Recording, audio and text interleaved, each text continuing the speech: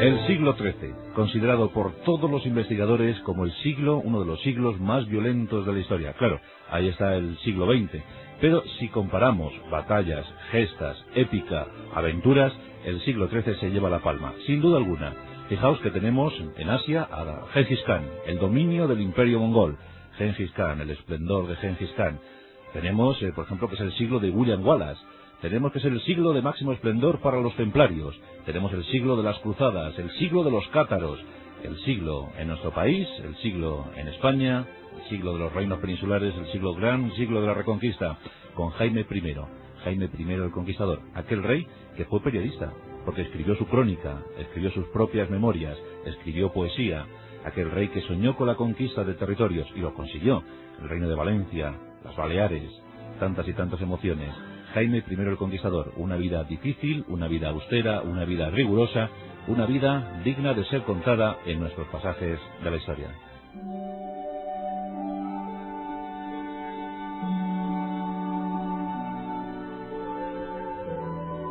A decir verdad, la infancia de Jaime no fue muy afortunada. Envuelta por la bruma, envuelta por el odio de dos padres que no se querían, que no se soportaban, que no se podían ni siquiera ver. Por un lado, Pedro II de Aragón, el ambicioso Pedro II, aquel que participara posteriormente en las Navas de Tolosa, en la gran gesta de las Navas de Tolosa en 1212, aquel que murió en la cruzada contra los cátaros, defendiendo a estos, defendiendo a los hombres puros, Pedro II de Aragón. Ese por un lado. Y por otro, María de Montpellier. Se comenta que esta boda fue simplemente por el botín, por la dote, por los cuantiosos beneficios que tenía María de Montpellier en sus territorios. Pedro II se acercó a ella y por intereses se casó. Pero pronto las desavenencias aparecieron en la pareja. No yacían, no dormían juntos, no convivían.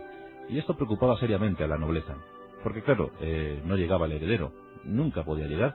Aquí tenemos una historia curiosa de estas propias del siglo XIII. Nos encontramos en el año de 1207. Pedro II tiene muchas amantes y con esta se encuentra el placer. Por supuesto no hace ni caso a su esposa, a María de Montpellier. Los nobles urden un plan, urden una trama.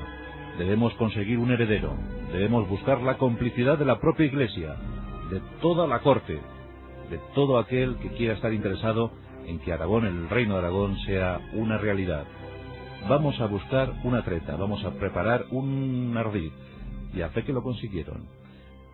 En medio de la mentira, en medio de la noche, en medio de esa oscuridad, uno de los hombres de confianza de Pedro II le comenta que ya ha preparado todo para que pueda yacer con su amante favorita. Pedro II, confiado, sigue a este vasallo y le sigue por intrincados pasadizos.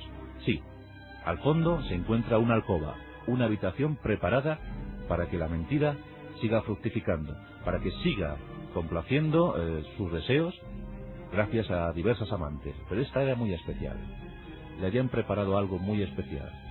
El vasallo o el buen vasallo dirige a su rey hacia la habitación. La habitación está a oscuras, está apagada. Solo se puede distinguir un bulto, el bulto que es la cama, y en la cama un cuerpo.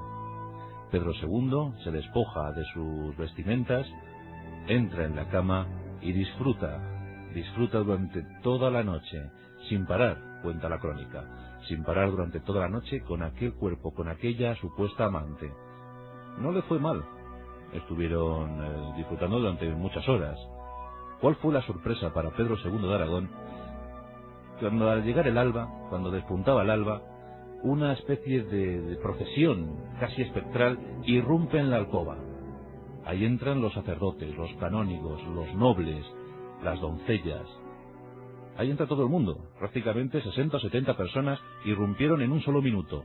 Portaban velas, enormes cirios que iluminaron la estancia. El rey Pedro II, estupefacto, contemplaba aquella visión casi espectral. Si no fuera por lo que es, parecería la Santa Compañía. Pero no, eran sus gentes de confianza. El susto pasó a grado mayor cuando descubrió que a su lado no estaba la amante que le esperaba, sino su su odiada esposa, aquella a la que no podía ni ver. Los nobles, los curas, los sacerdotes le pidieron perdón, le imploraron ese perdón, que les perdonara la mentira, que les perdonara el engaño, pero es que Aragón necesitaba un heredero, y no podían buscar otra fórmula que no fuera esa, porque sabían que Pedro II odiaba a María de Montpellier. María estaba callada, con la mirada ausente, pensando en si había tenido suerte o no a la hora de concebir a ese heredero. Pedro II no se mostró iracundo, no se enfadó, perdonó, al parecer le había gustado la sesión nocturna, perdonó la mentira, perdonó el desaire, perdonó el engaño, y se limitó a decir que lo que había ocurrido estaba bien, pero que no volvieran a hacerlo. Después de esto, sin pronunciar palabra, salió del castillo, montó en su caballo y desapareció. Fue la primera y la última vez que durmió junto a María de Montpellier.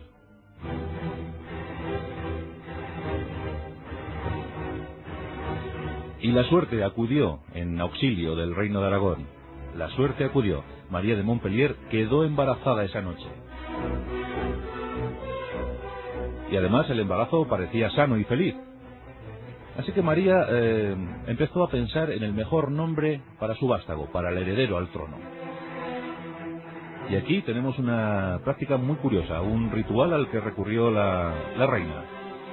Estando embarazada, situó 12 enormes cirios, 12 enormes velas.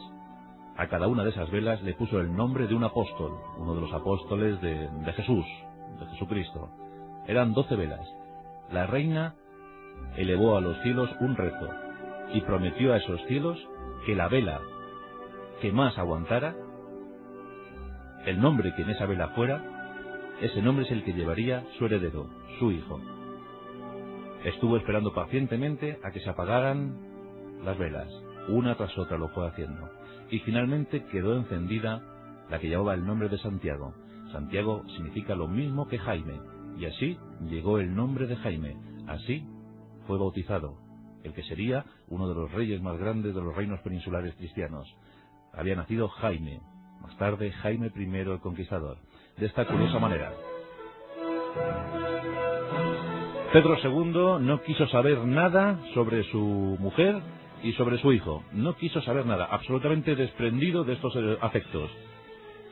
Lo dejó todo a la tutela de la madre. El pequeño Jaime apenas conoció a su padre. Sí, sabía que tenía un padre que se llamaba Pedro II de Aragón, pero solo eso, solo conocía el nombre.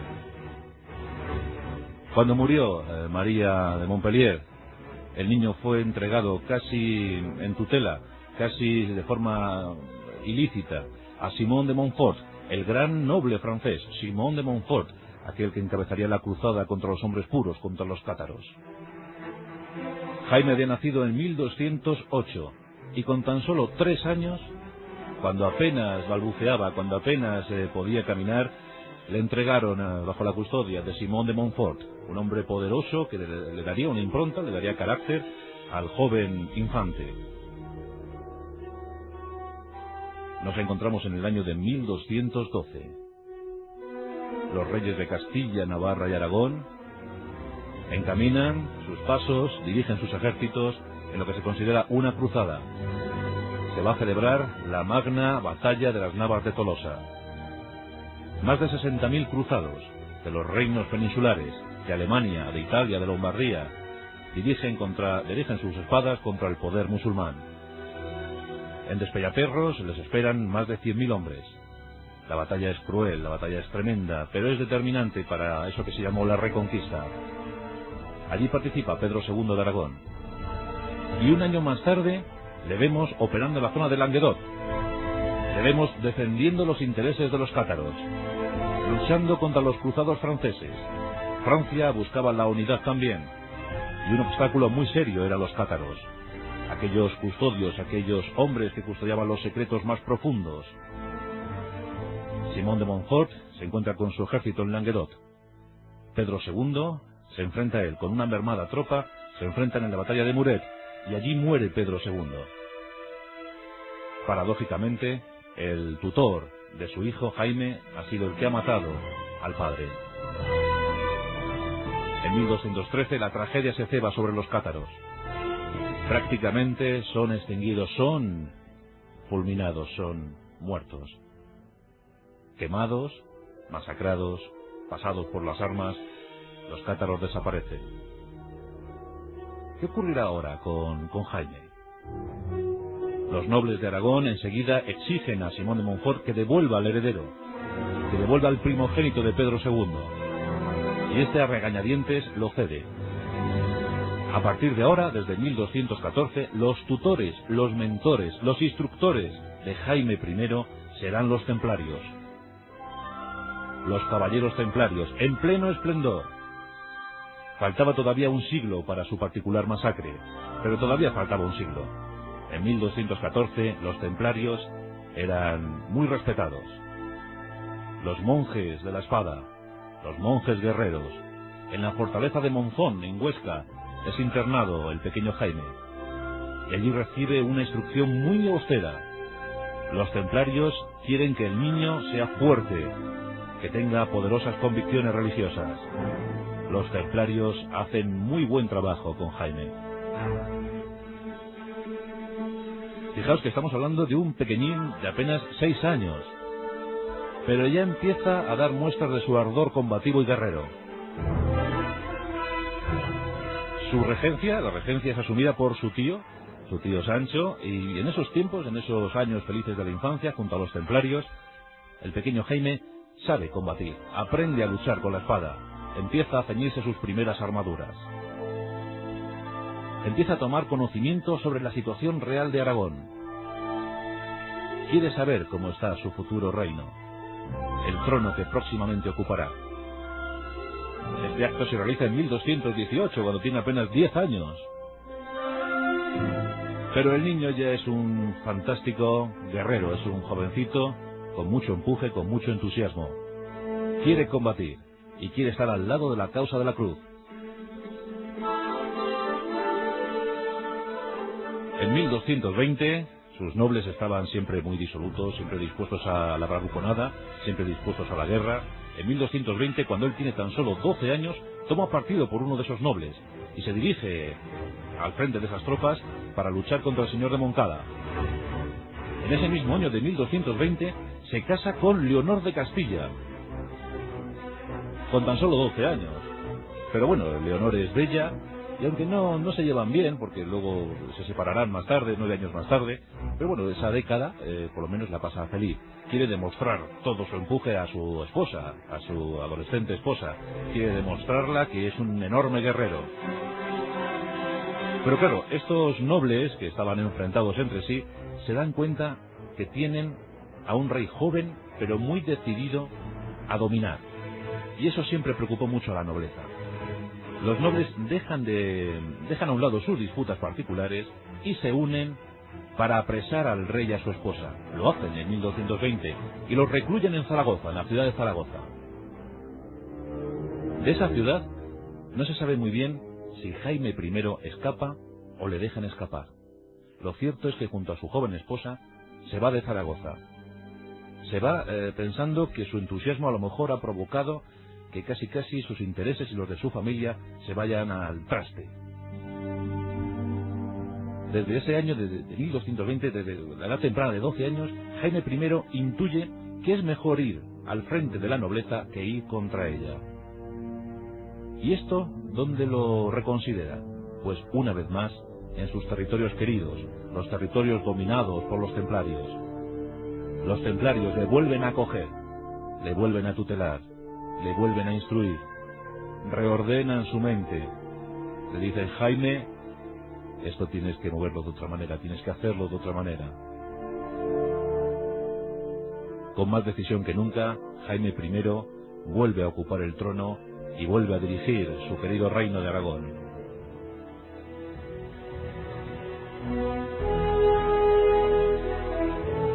Están a punto de empezar los grandes momentos de esplendor para Aragón. Fijaos en este asunto, con tan solo 17 años, Jaime I sugiere a sus nobles que sería bueno iniciar una campaña de reconquista y que el objetivo bien pudiera ser Valencia. Ese reino de Valencia, ese reino dominado por los musulmanes, reino fuerte. Ya por entonces Jaime pensaba en su política mediterránea. Una política de comercio, una política de guerra, una política de dominio en el Mediterráneo. Los nobles le dicen que la tropa de Aragón es muy mermada. Fijaos que en aquellos momentos del siglo XIII la población es mínima. En Aragón apenas había 200.000 habitantes, mientras que en Cataluña, en el Principado de Cataluña, había pues unos 400.000. Los aragoneses más dedicados a la agricultura y los catalanes más dedicados a la artesanía, a la industria textil. Comunidades más ciudadanas, más cosmopolitas. Con tan solo 600.000 habitantes ese reino. Pero Jaime I quiere conquistar, sueña con esa conquista. Desestima la posibilidad de conquistar Valencia en ese año 1225, pero al poco se le va a presentar una oportunidad inestimable. Está por delante Baleares. Año de 1229. En el verano de 1229 se empieza a armar una flota. Aquí se va a demostrar la potencia naval de Cataluña. Se preparan 155 naves. Se da el visto bueno para la conquista de Baleares. Con esa enorme flota, 155 buques, van llegando poco a poco las tropas de Cataluña y de Aragón. Son 15.000 infantes, 1.500 jinetes. La flor y nata del reino de Aragón. En septiembre de 1229, la capital de Baleares, Mallorca, queda sometida a sitio, por tierra y por mar. Todo un alarde militar y guerrero. En poco tiempo la isla es dominada, pero la capital resiste. El jefe de Mallorca, el jefe de la milicia local, ofrece una imagen cruel y despiadada a los cruzados aragoneses. En las murallas de Mallorca son izados algunos prisioneros capturados anteriormente. Han sido crucificados, han sido masacrados, horriblemente mutilados. Y esos prisioneros son mostrados a la tropa de Aragón. El rey Jaime, atónito, contempla la escena. Decenas de prisioneros muertos por los musulmanes. Con esto los musulmanes intentaban menoscabar el ánimo de los aragoneses, pero todo lo contrario. Lo que ordena Jaime I es dejar a un lado ya las negociaciones, y los protocolos, y tomar Mallorca al asalto. Es momento para una acción armada sin igual. Pronto se abren brechas en las murallas de la ciudad. La infantería empieza a entrar por esas brechas. Suben las torres, suben a las almenas, suben las murallas, y comienza una lucha despiadada por las murallas de Mallorca. Pronto la lucha es hombre con hombre, espada con espada, caballo con caballo. Durante horas, las masacres se prolongan por las ciudades. Momentos decisivos. El 31 de diciembre del año 1229, los aragoneses y catalanes toman Mallorca, con escasos supervivientes del bando musulmán. Se habían cobrado venganza. Es momento para tomar todos los territorios e iniciar la repoblación.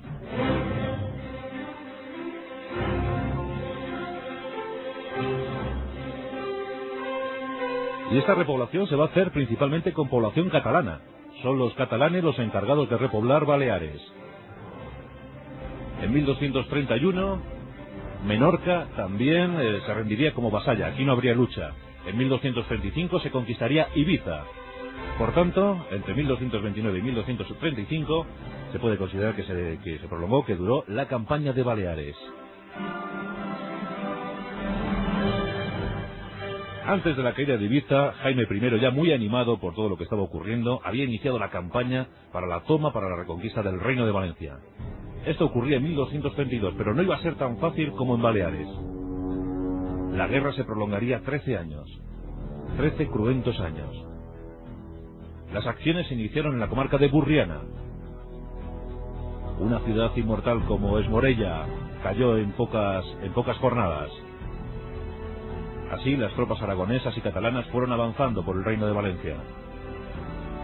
Los musulmanes opusieron todo lo que tenían, lucharon con denodado ardor. Mucha bravura se vio en aquellas tierras valencianas. En 1238 caía la capital, caía Valencia. Jaime I entraba triunfal.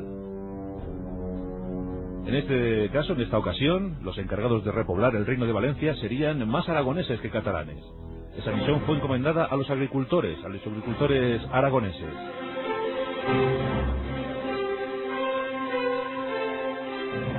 Aquí hay una curiosa fórmula para primar que los aragoneses o catalanes se movieran, se trasladaran de territorio. El rey Jaime instauró una costumbre, y esta no fue otra sino la de dar tierras a los aragoneses y catalanes que quisieran venirse, y en base a la familia que tenían, si era muy numerosa, pues les daban más tierras, las famosas jóvenes o jóvenes. Pues esto consistía en que todo lo que pudiesen arar 2 bueyes durante un día, esa era la tierra asignada.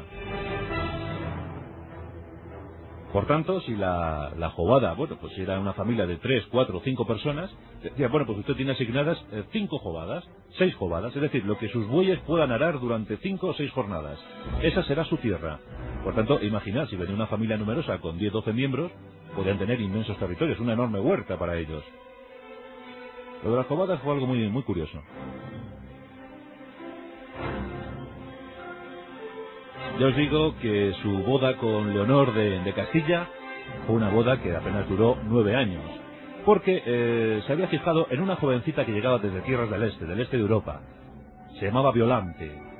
Violante era hermosa, bellísima. Con Violante tuvo además 2 hijos, sus herederos, porque el que había tenido con Leonor murió, Alfonso había muerto. Pero con Violante tuvo a Pedro, que sería Pedro III, y a Jaime II. Violante era una muchacha exquisita. Fue el gran amor de Jaime I, aunque todo hay que decirlo, Jaime I fue un enorme mujeriego. Le gustaba mucho yacer y encontrar placer con diversas mujeres, y al final algún presunto hijo bastardo le dio más de un disgusto. Pero con Violante fue feliz. Por tanto, después de haber conquistado el reino de Valencia, después de haber conquistado las Baleares, y de asentar su poder en Aragón, en Cataluña y los territorios de Francia, los que aún quedaban en Francia, pues llegaba el momento de preparar la herencia para sus hijos. Tras la muerte de Alfonso esto fue mucho más fácil, y en consecuencia decidió que para Pedro sería Aragón, la parte del reino de Valencia, y además Cataluña. Para Jaime II serían las Baleares y los condados del Rosellón y de la Cerdaña, además de la ciudad natal de María de Montpellier, el ducado de Montpellier. Así quedaría repartido el reino, las posesiones de Jaime I tras su fallecimiento, pero para eso todavía quedaban algunos años. En 1244 se celebra una reunión, se va a producir un acuerdo. Recordad, estamos en el año de 1244 y estamos cerca de Al-Midra, el tratado de Al-Midra, entre el rey castellano y el rey aragonés. El rey castellano Fernando envía a su primogénito, al infante Alfonso, el que posteriormente será Alfonso X el Sabio. En 1244 se reúne Alfonso con Jaime I y establecen los límites, la frontera. A partir de ahora Castilla será a cargo de Murcia y de Alicante, con lo que así Aragón, el reino de Aragón, no tendrá frontera natural con los musulmanes, con los poderes musulmanes. La reconquista desde entonces será cosa de Castilla. Año de 1244, un año muy importante para la reconquista de España. También tuvo que pactar con los franceses, con los eternos enemigos franceses. Eso se produciría en 1258. Jaime I ya tenía 50 años. Y aquí pacta con Luis IX, con el idealista Luis IX, San Luis, el que pasaría la historia como San Luis. En ese tratado se establecen también las fronteras con Francia. Aragón renuncia a sus intereses en el sur de Francia, renuncia a seguir expandiéndose por el sur de Francia, mientras que Francia renuncia a la marca hispánica, a los derechos que tenía Luis IX sobre ese linaje carolingio que él asumía como propio. Por tanto, desde entonces los franceses ya no pensarían más en España y los aragoneses y catalanes ya no pensarían más en el sur de Francia. año de 1258. Fijaos que pactos importantísimos para la historia de la Edad Media. Habría alguna revuelta más en 1266, pues algunos nobles desafectos de la zona murciana y alicantina pues, levantaron contra Alfonso X. Pero aquí, de forma muy desinteresada, y vamos a decir por qué, porque Jaime I había entregado a su hija Violante, se la había entregado a Alfonso X, y por tanto era suegro de Alfonso X. Bueno, pues aquí va desinteresadamente a la guerra, y bueno, establece de nuevo la paz en los territorios de Murcia y Alicante para Castilla. Así que Jaime I también luchando de forma desinteresada por el bien común de todos. En ese tiempo, ya mayor, ya adulto, veterano, escribe su crónica, la crónica de su reinado. Escribe poesías, realiza composiciones, se interesa por la religión, se interesa por el mundo que le rodea, se interesa por el Mediterráneo.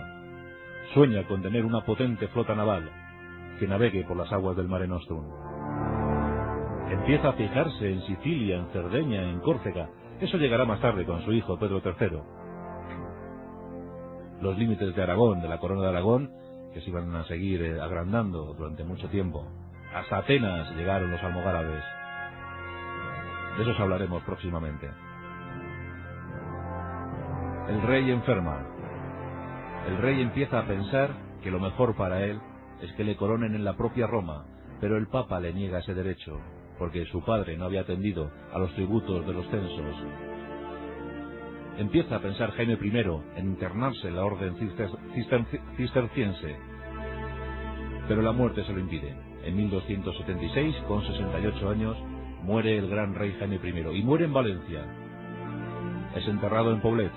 Posteriormente, en el siglo XIX, será trasladado a Tarragona, para que al final en el siglo XX, a mediados del siglo XX, sea devuelto a Poblet. Ahí está el gran rey Jaime I, el Conquistador.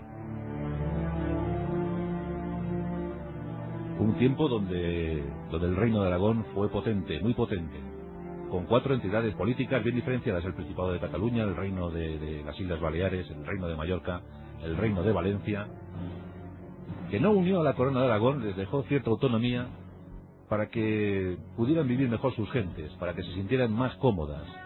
Tengamos en cuenta que la población cristiana en estas zonas era bastante escasa. Por tanto, había que buscar acuerdos para que la población dominada no se sintiera profundamente inestable e incómoda. En el siglo XIV, como os digo, llegaría la máxima expansión para el reino de Aragón con la incorporación de Sicilia, Córcega, Cerdeña. En el siglo XV se fundiría definitivamente con Castilla, dando lugar a esto que llamamos España.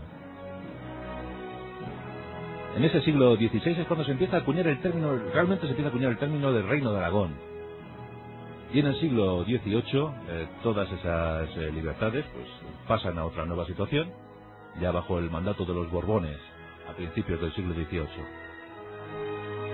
Una historia brillante, una historia deslumbrante, con un gran rey, uno de los grandes notables de la península ibérica en el siglo XIII. Un siglo violento, pero que hubo momentos para la luz, para el esplendor, el que dio, el que procuró a sus gentes, Jaime I, el gran Jaime I, el Conquistador. Ciudades como Alcira, ciudades como Játiva, Burriana, Morella, Mallorca, Valencia, Tarragona, Zaragoza, Monzón, Jaca, Montpellier, Carcassonne, en fin, ciudades que conocen, que saben muy bien de lo que fue capaz un gran rey, Jaime I, el Conquistador, hoy en nuestros pasajes de la historia.